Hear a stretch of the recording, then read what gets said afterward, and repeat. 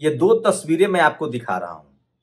ये तस्वीर है बिहार के जहानाबाद के एसपी साहब की, जो जनता दरबार लगाते हैं और जो जरूरतमंद लोग हैं, जो न्याय की उम्मीद लिए उनसे जाते हैं, उनसे इस तरह से नीचे बैठ के मिलते हैं।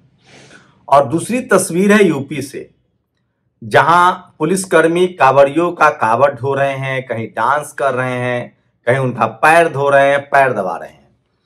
पूर्व डीजीपी सुलखान सिंह ने पूछा है कि क्या पुलिस जो कांवड़ियों के पैर दबा रहे हैं, क्या उन्होंने कभी अपने माता पिता के पैर दबाए होंगे? और क्या पुलिस के मैनुअल में ये है?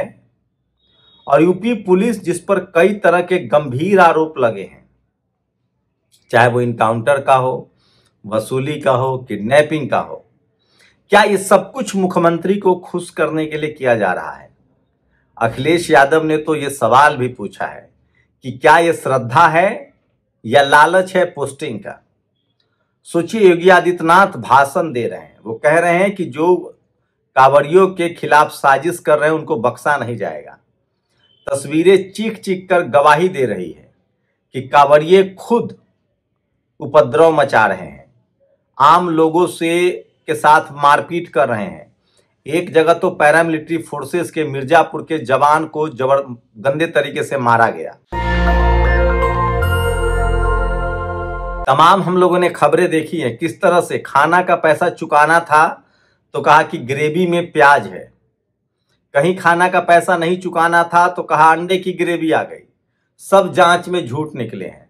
मुसलमान दुकानदारों को हटा दिया गया, तो कांवड़िये के रास्ते में आ कौन रहा है?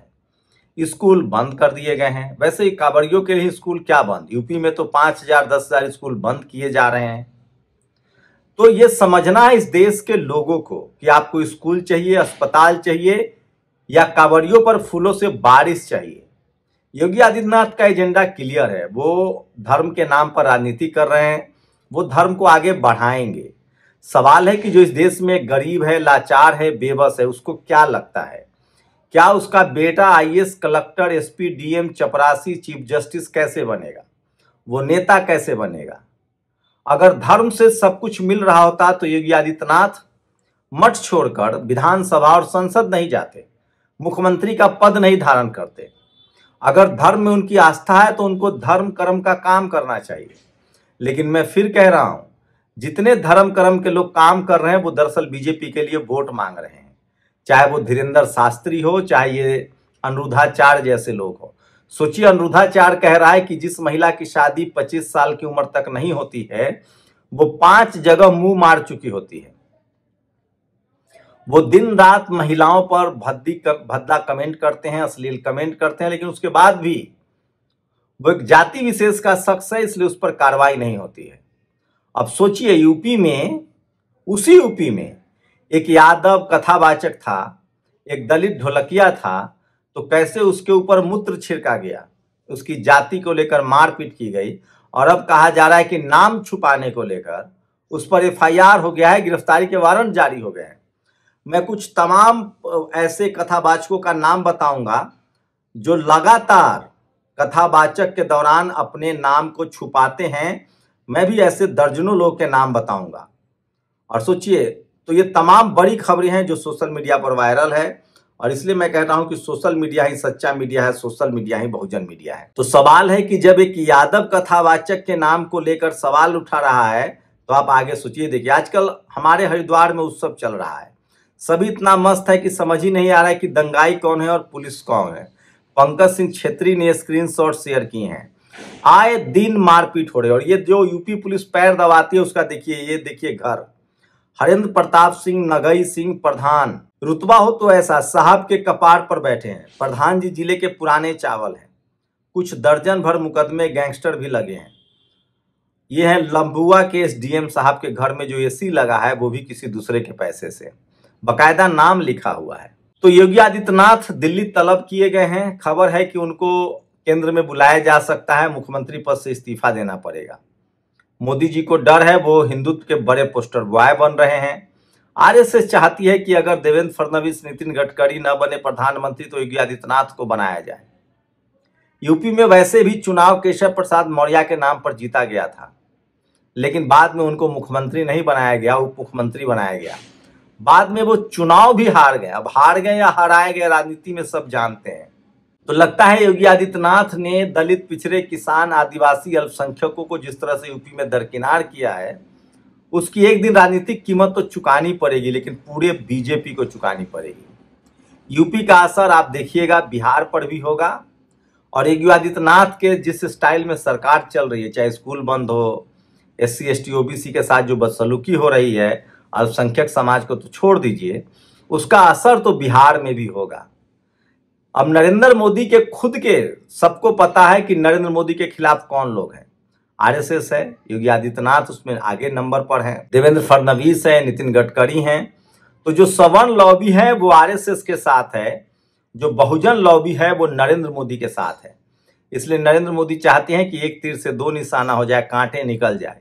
योगी आदित्यनाथ को मुख्यमंत्री अगर रहने दिया तो 2029 में उनसे बड़ा कोई कंटेंडर नहीं होगा, और अगर 2029 तक उनको रहने दिया तो यूपी तो हम गंवा ही देंगे। ये सबसे बड़ा सवाल है। हरिद्वार में कांवड़ियों ने स्कूटी वाले को पीटा, फिर बाद में स्कूटी वालों ने कांवड़ियों को पीटा। ये मिर्जापुर में है जहां मारपीट की गई है, और ये तस्वीरें देखिए प्रधानमंत्री और JP नड्डा के साथ। अभिषेक उपाध्याय लगातार इन तस्वीरों को शेयर कर रहे हैं और कह रहे हैं कि ये सब कुछ आसान तो नहीं है।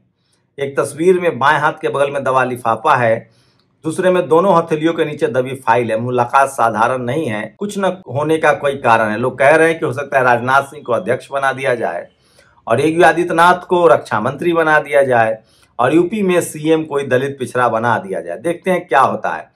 तेजस्वी यादव ने 35 बड़े नेताओं को चिट्ठी लिखी है, विपक्ष के नेताओं को। जिस तरह से वोटर लिस्ट में नाम काटे जा रहे हैं, तेजस्वी यादव को शंका है कि 15 से 20% लोग जो उनके कैडर वोटर हैं उनका नाम काट के हटाया जा सकता है 35 विपक्ष नेताओं को। अनिल जैन जो OBC मोर्चा के अध्यक्ष है कांग्रेस के, कौन कहता है कि मनुवाद समाप्त हो गया है? आज की सारी ताकत, शक्ति, सत्ता, शक्ति, धन दौलत, जमीन जायदाद, संपत्ति, मान सम्मान, शिक्षा, सर्वोच्च न्यायालय के पद, ब्यूरोक्रेसी, मीडिया 10% मनुवादी के पास है। ऑक्सफोम की रिपोर्ट भी इस ओर इशारा कर रही है। तो ये तमाम खबरें हैं और इसलिए स्कूल बंद किए जा रहे हैं ताकि दलित पिछड़ों के बच्चे अपने मेरिट के बल पर बुलंदियां छू सकते हैं। उन्हें रोककर गाय, गोबर और पाखंड में झोंककर मानसिक गुलाम बना दिया जाए। प्रोफेसर अभिकांत, सोचिए बाराबंकी के सिरौली गैसपुर ब्लॉक की 17 वर्षीय छात्रा पूजा पाल ने धूल रहित थ्रेसर मशीन बनाया, जिससे पूरे प्रदेश में प्रशंसा हो रही है।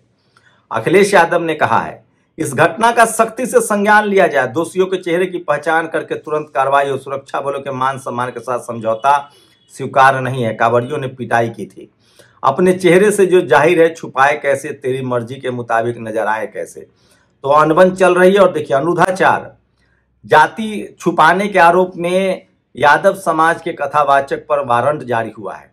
अनुराधाचार अपनी जाति छिपाकर कथा करता है, वो नहीं कहता है कि मैं ब्राह्मण हूं। जया किशोरी अपनी जाति छिपाकर कथा करती है। कुमार विश्वास कभी नहीं कहता है कि मैं ब्राह्मण समाज से हूं।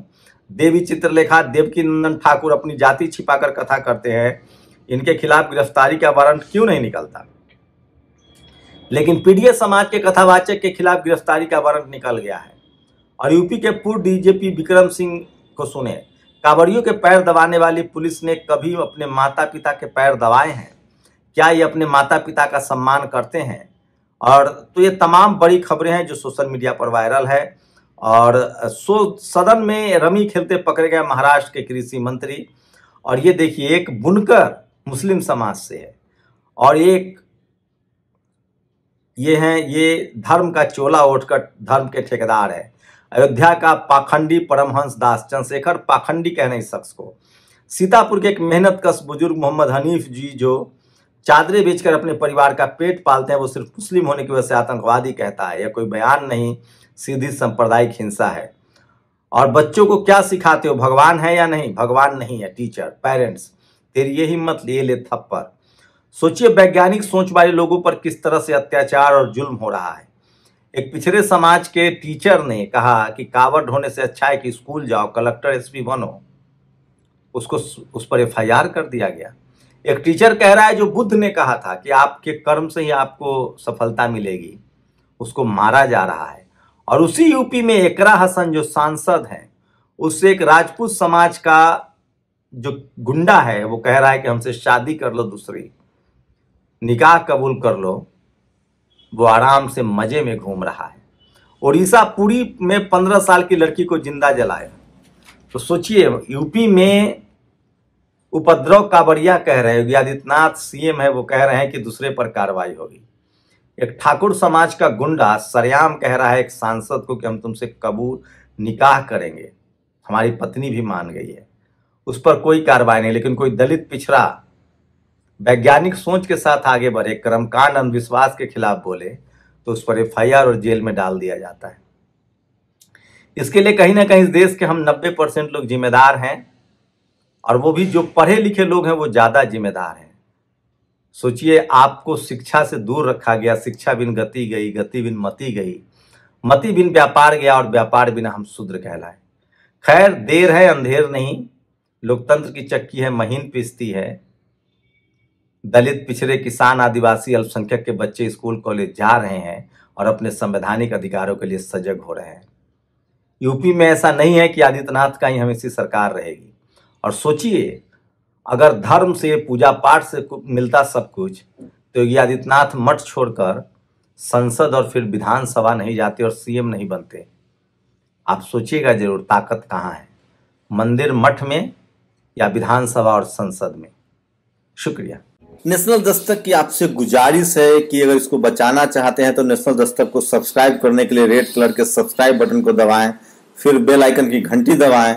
नेशनल दस्तक को बचाने के लिए बहुत जरूरी है कि हर खबर को शेयर करें, लाइक करें, कमेंट जरूर करें।